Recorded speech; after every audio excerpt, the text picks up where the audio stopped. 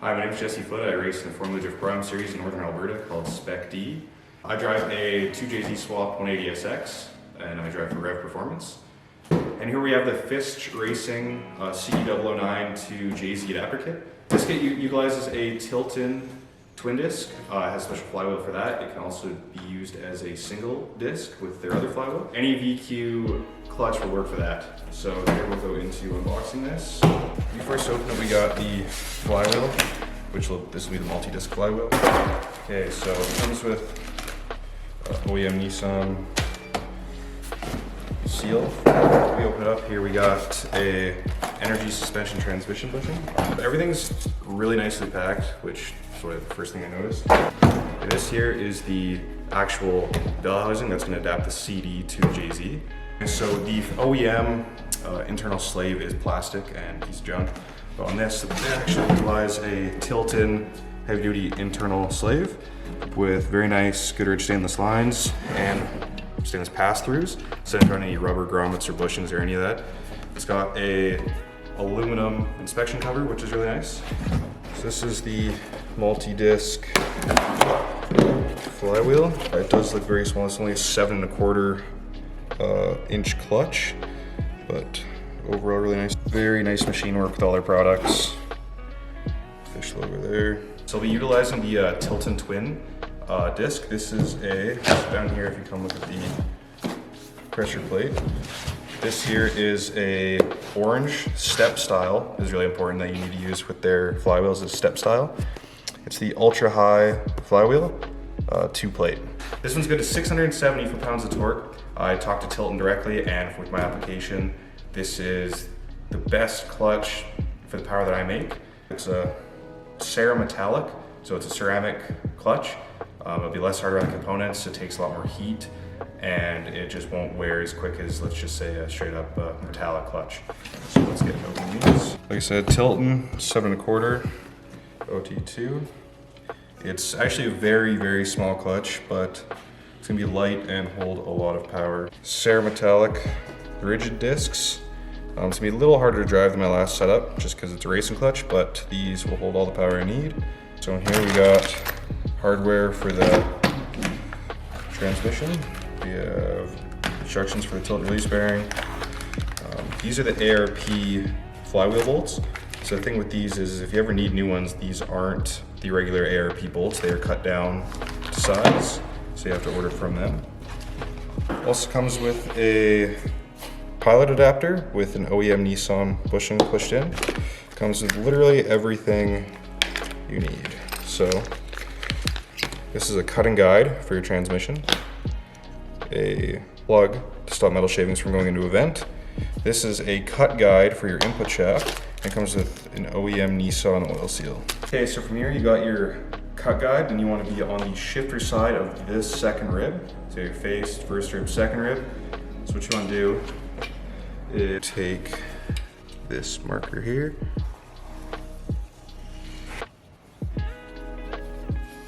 don't know if I have to go through this or what, but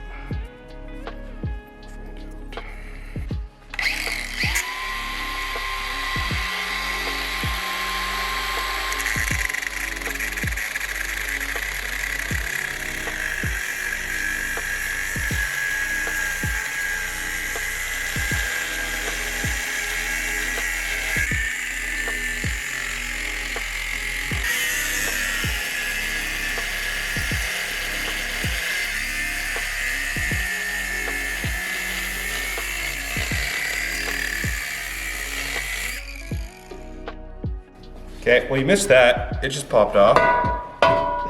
So, there you go. You got your old gross bell housing. We're gonna clean up the edge, and then the flapper disc, and then we're gonna pop this cover off and get the new bell housing on. Here's the input shaft, and it comes with this cut guide. You can shorten this up, and you can see on my input shaft is damaged. And that was from another kit we were using last year. It wasn't the best. It had misalignment issues, so now that we're glad we got teamed up with these guys, but yeah, we're gonna cut that much off. And yeah, we just go around and cut it, make sure it's good. Okay, so now it's all trimmed. We just hit it with the flapper disc so you don't cut yourself because aluminum is sharp. We're gonna take this plate off. After we take this plate off, we're gonna clean it. We're gonna prep this surface. We're gonna use our OEM Nissan gasket. Before we put it on, we're also gonna replace the input shaft seal that it comes with. And we're gonna make sure we have the correct ring. It either uses this one, or none at all, depending on what year you have. Pretty self-explanatory. If it doesn't fit, you don't need one of these, I guess, or you have the wrong one. So yeah, the bottom two hold fluid, so I'm gonna prop this up in a second.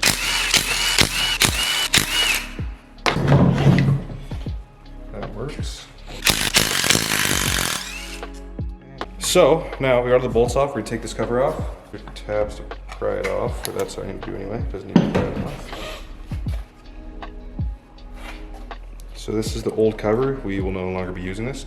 You can see here it has sealant on the threads there, and also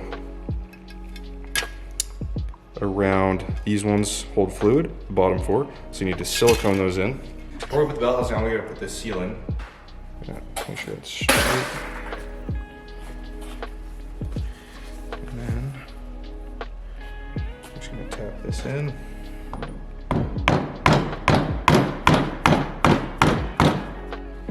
Okay, I've already cleaned all this. I need silicone around these bottom four holes. Okay, so now we're gonna throw our gasket on.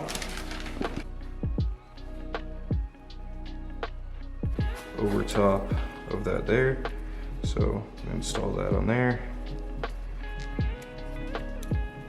Put the bell housing on.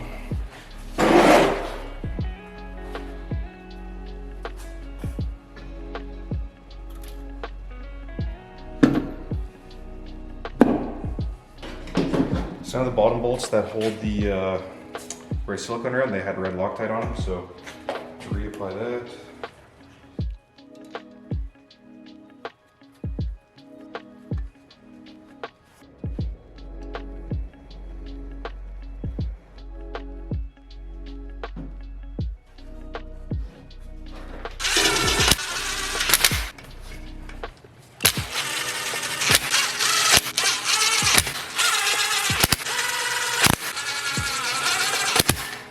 Okay, so the suggested torque spec for this is 14 foot-pounds. So yeah, let's torque this up.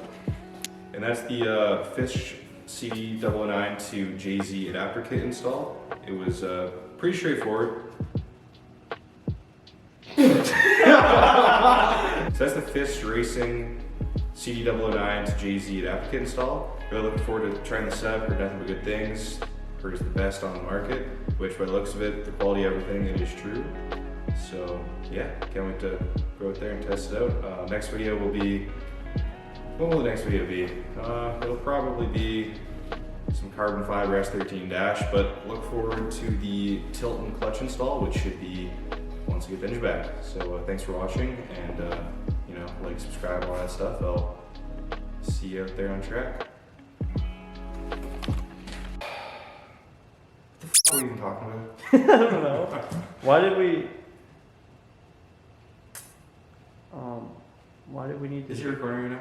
Yeah, why did we need to shoot this again? Fine,